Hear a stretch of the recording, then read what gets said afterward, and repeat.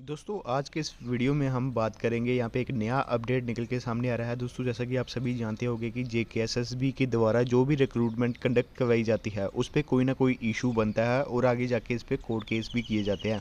जैसे अभी Jammu and Kashmir police constable की जो रिक्रूटमेंट थी वो निकाली गई थी, उस पर कोर्ट केस हुए। फिर उसके बाद टेली कम्युनिकेशन पे भी अभी काफ़ी सारी जो चर्चाएं हैं वो चल रही है कि इसकी क्वालिफ़िकेशन को लेकर कोर्ट केस होना चाहिए। फॉरेस्टर पे कोर्ट केस हुआ, फिर सब इंस्पेक्टर पे कोर्ट केस हुआ। मतलब जो भी रिक्रूटमेंट आती है उस पर कोर्ट केस जो है इशू, कोर्ट केस का जो इशू है वो बनता ही बनता है। अब दोस्तों यहाँ पे देख सकते हैं कि अब जेकेएसएसबी ने एक जो पिटीशन है फाइल की है high court of Jammu and Kashmir में। देख सकते हैं before the honourable high court of Jammu and Kashmir and Ladakh at Jammu.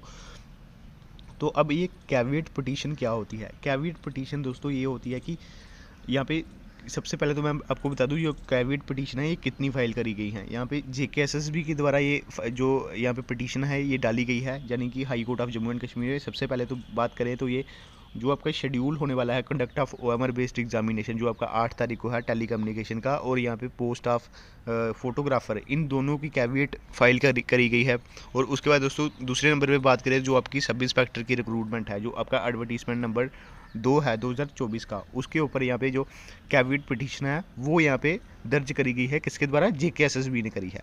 अब दोस्तों इससे क्या होगा कि आप सभी को पता ही है कि जैसे ही एग्ज़ाम वगैरह होते हैं तो उसके बाद कोर्ट केस लग जाते हैं, या फिर फॉर्म फिलअप हो जाते हैं उसके बाद कोर्ट केस लग जाते हैं। तो दोनों के जो स्टूडेंट्स हैं, जैसे जो एज रिलैक्सेशन की डिमांड कर रहे हैं और जो इसके लिए तैयारी कर रहे हैं, तो दोनों को इसमें प्रॉब्लम देखने को मिलती है। अब दोस्तों कैविएट की बात करें तो यहाँ पे अब जो भी कोर्ट केस करेगा, यानी कि जेकेएसएसबी की कोई भी रिक्रूटमेंट पे अगर कोई कोर्ट केस करता है, तो अब दोस्तों यहाँ पे कोर्ट केस का ऑर्डर आने से पहले जेकेएसएसबी को इन्फॉर्म करना पड़ेगा। अब डायरेक्ट ऑर्डर नहीं चलेगा। जैसे कि आप सभी जानते होंगे कि जिन्होंने एज रिलैक्सेशन की पिटीशन की थी, जो 79 मेंबर से, उनको यहाँ पे एज रिलैक्सेशन दी गई थी और बाकी बच्चों को नहीं दी गई थी।